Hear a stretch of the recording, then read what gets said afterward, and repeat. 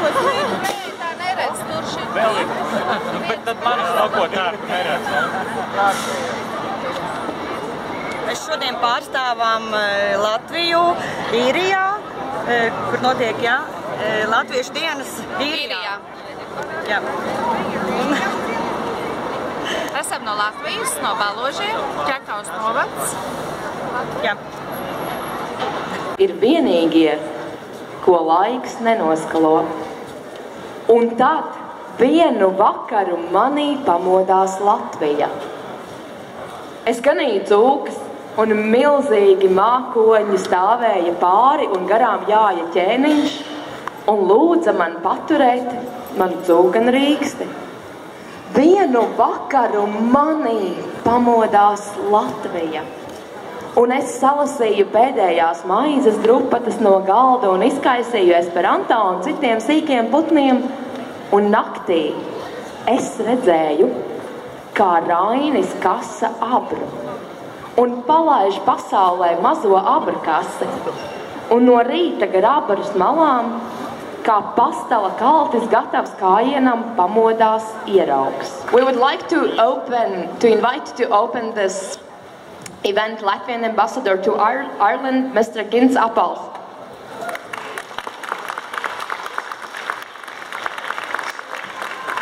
Mr. Lord Mayor, compatriots and friends, today I have the privilege of opening the central event of 3rd Latvian Culture Days in Ireland. This festival essentially is nothing else but celebration of Latvian culture on Irish soil, an avenue for dialogue with Irish people, and also the culmination of the cultural program of the Latvian presidency in the EU Council. Latvian community in Ireland has reached a significant size.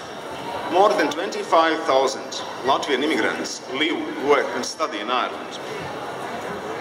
Naturally, many individuals among our community have talents, artistic ambitions, or simply the need to express them.